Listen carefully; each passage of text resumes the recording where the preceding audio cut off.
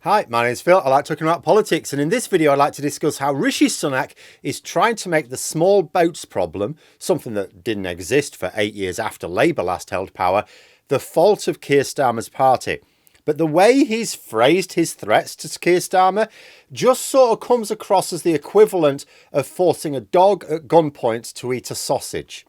But first, if you'd like to be notified of daily news and politics, please subscribe to the channel. So Rishi Sunak looks to be fighting a bit of a losing battle with his Rwanda gambit at the moment, although not for the reason which should make it pointless. It's absolutely mad to suggest that he should continue to spend so much public money, remember £140 million so far, and government time on working out a way to send 200 refugees to Rwanda, because that's the Rwanda plan. Because that's what it's all about. A lot of Tories and right-wing commentators are now saying we should abolish all human rights laws in the UK so we can send 200 people to Rwanda against their will. That is not hyperbole. That is literally what they're writing in the Tory media now. It should be a joke. Taking away the human rights of 68 million people so we can send 200 people to Africa. Should be a joke. But these people have a significant level of control over our government and many lines of communication to the public.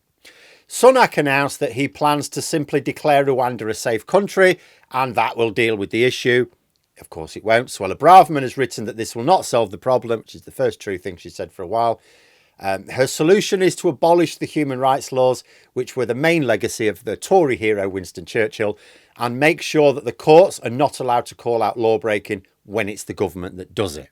Do you remember when Nixon said, well, when the president doesn't do it, it's not illegal? Turned out to be a major PR gaffe. Oh, it got him into a lot of trouble.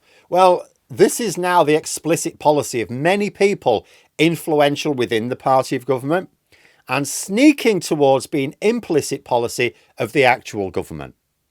So Rishi Sunak, tired of arguing with his own nutters, has tried to turn the fire on Labour now by warning Starmer against standing in the way of his legislation. Now, being clear, Starmer doesn't have the numbers in either the House of Commons or the House of Lords to stand in his way without quite a lot of support from outside the Labour Party. That's how it works when you're in opposition, you see. It's like when Theresa May kept blaming Jeremy Corbyn for her failure to get her Brexit withdrawal agreement passed when she had enough votes to get it through herself if her own MPs had backed her.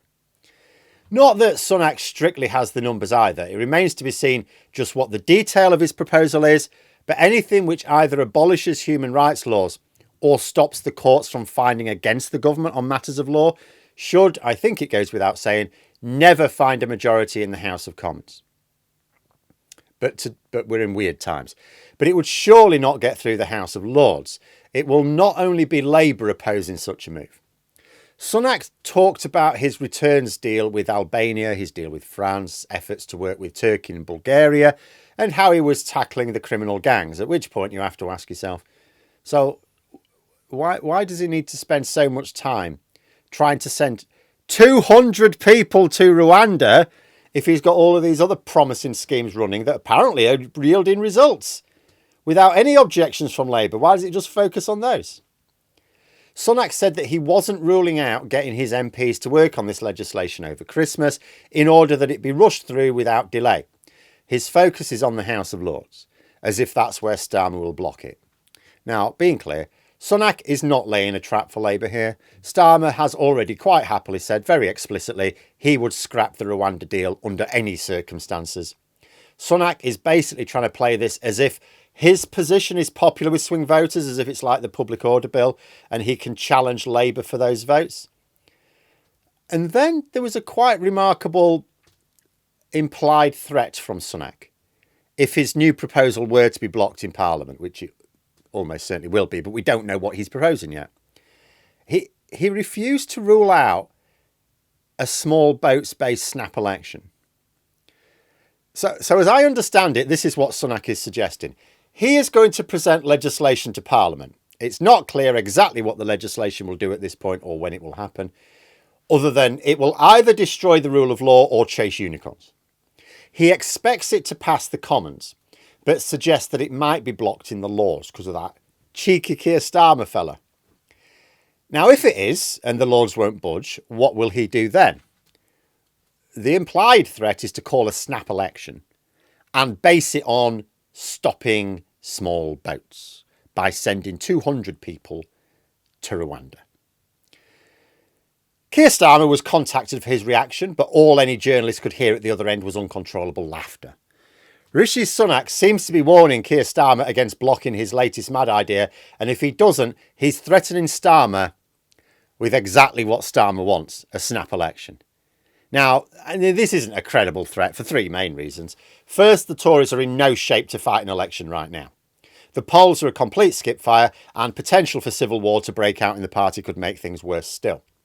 Second, although the Tories are going to have to call the election at a time when the polls are pretty bad, winter would be the worst of all possible times. Now, being clear, Sunak isn't talking about calling the election now, so he doesn't really mean, technically, I suppose, a winter election. He's saying that maybe if the legislation is blocked in the Lords, he hasn't actually presented a bill to Parliament yet. So even if he sets an ambitious timetable, it's hard to see the Lords making any final decision before January, and that's by really rushing it through. But if Sunak reacts immediately with a snap election, that could still, in theory, mean an election in late winter or very early spring. Still be cold, meaning a focus on the cost of living. The NHS will still be on its arse. You know, he needs to wait for May at least, really. And the third reason it's not a credible threat is because as bad as the election is likely to be for the Tories, it will be a whole lot worse if their main slogan is "Get Rwanda done." If the Tories try making their main campaign promise a commitment to send 200 refugees to Rwanda for 140 million quid, I'm not sure how they will expect to win any seats at all. Even those of the blindly loyal Conservative areas who've been voting for him for 200 years.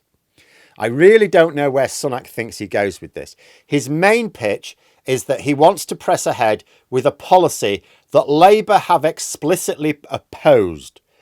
Don't you oppose us, Starmer, me old son, or I'll tell the public you blocked me. Good, Starmer will say. Please do. I'd like to tell them myself I'm really bad at communicating with the public, you see. Then the Lords will block it and Sunak will say, right, that's it. I warned you. Don't you say I didn't warn you. It's general election time. To which Starmer's only response can possibly be, I am comfortable with this outcome. I mean, what does Starmer actually think he's threatening Labour with at all? Now, this isn't a message intended to put Labour on the back foot or even to get the public to side with Sunak. It's a message which is designed to persuade as many of the head cases on the right of his party as possible to stick by him for a bit longer while he robs the country blind before abandoning everyone as he jets off to California. That's what he's doing. He's trying to rally them to his banner by picking a fight with Labour. But there we are. Those are my thoughts. Let me know yours in the comments below. I hope you found the video interesting. If you did, please click the like button. And if you'd like to support the channel further, the join button for memberships. And until next time, I'll see you later.